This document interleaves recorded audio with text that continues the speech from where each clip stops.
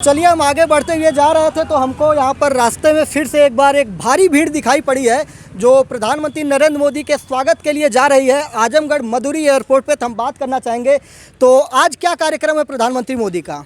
आज प्रधानमंत्री नरेंद्र मोदी जी का हमारे यहाँ एयरपोर्ट मधुरी एयरपोर्ट बना हुआ है जी, जो कि 5 एयरपोर्टों का उद्घाटन होगा हमारे नरेंद्र मोदी जी के नेतृत्व में जी, और प्रदेश उपाध्यक्ष माननीय नीलम सोनकर जी जी। जो लालगंज प्रत्याशी भी हैं, घोषित हुई हैं। पहले सांसद भी थे। जी, पूर्व सांसद भी जी। थे वो और प्रदेश उपाध्यक्ष भी हैं और वर्तमान में प्रत्याशी भी हैं हाँ। विधानसभा लोकसभा लालगंज में। अच्छा जी, उन्हीं के नेतृत्व में हम लोग सारी भीड़ कम से कम 1 लाख के करीब वहाँ पे जा रहे हैं। हाँ। चौहान समाज का सबसे अधिकतम जनसंख्या जा रही है। तो जैसे कि अगली बार जो हुआ था बसपा बहुजन समाजवादी पार्टी और अखिलेश यादव जो थे दोनों का गठबंधन था और संगीता आज़ाद यहाँ से चुनाव जीती हुई थी, तो वो दोनों जो वोट बैंक था एक साथ हो गया था। और नीलम सोनकर का मुझे जहाँ तक याद है जो पहली बार वो चुनाव जीती थी, तो जब दोबारा दोनों गठबंधन के साथ चुनाव हुआ था तो उसमें भी वो पहली बार से ज़्यादा वोट पाई थी। तो इस बार क्या लगता है गठबंधन नहीं है तो क्या फ़ायदा होने वाला है? देखिए, गठबंधन में जो सरकारें जो सीट हमारे यहाँ से चली गई थी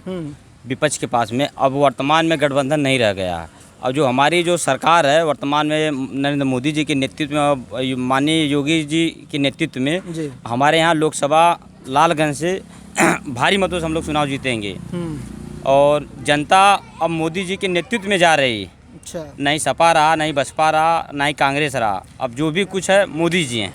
अच्छा, ये बताइए जैसे कि छड़ी वाली पार्टी है जी ओम प्रकाश राजभर जी की, जी उनका यहाँ आना, और आपको पता ही है कि जो नीलम सोनकर जी जहाँ से लड़ रही हैं लोकसभा चुनाव लालगंज सीट से, यहाँ पर सुखदेव राजभर जी का जो पूर्व अब तो स्वर्गीय हो चुके हैं उनके बेटे हैं कमलनाथ, विधायक भी हैं, तो राजभर समाज का वोट तो उनके पास है ही। तो क्या ओम प्रकाश राजभर जी जो हैं क्या उसको काट पाएंगे? देखिए, ओम प्रकाश राजभर जी जो राष्ट्रीय अध्यक्ष हैं और जो भी राजभर समाज का वोट है और छड़ी के ही प्रतिपक्ष से भारतीय जनता पार्टी में कन्वर्ट होगा और लोग भारतीय जनता पार्टी को वोट देंगे राजभर समाज। चलिए, उन्होंने कहा है कि जब भी हम लोग रहेंगे राजभर जी के साथ रहेंगे और माननीय क्या बोलते हैं उनका राजभर जी, ओम प्रकाश राजभर जी के ही साथ रहेंगे हम लोग। चलिए, तो राजभर समाज अगर एक साथ हो रहा है तो नीलम सोनकर को कहीं ना कहीं फ़ायदा होगा। चलिए और बात करते हैं, और भी लोग हैं हमारे साथ यहाँ पर।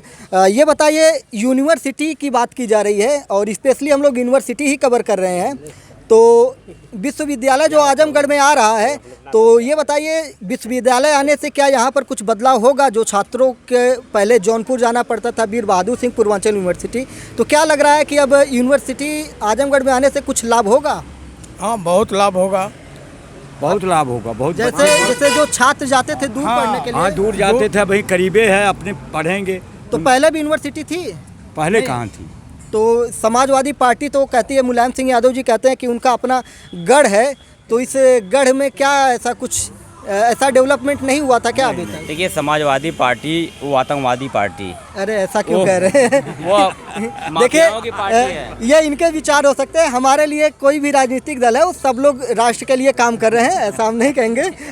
ऐसा मत कहिए। क्योंकि देखिए वो माफियाओं की पार्टी है। आप यकीनन हमारे दिन पे लड़कियों को लेकर उठा ले जाते थे, अब वो तमाम माफिया, मुख्तार अंसारी जैसे जैसे माफिया थे, बहुत अपराध बढ़ गया। अपराधों का कोई लगाम ही नहीं था। और जब से भारतीय जनता पार्टी की सरकार में, जब से बाबा की सरकार बनी, लगाम अधिकारी और कर्मचारी सब लोग लगाम पे हैं, सब लोग अपना अपना काम कर रहे हैं।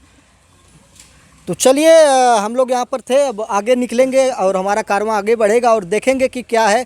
तो हमारा एक अंतिम में चलता है, बोलिए भारत माता की, भारत माता की, भारत माता की।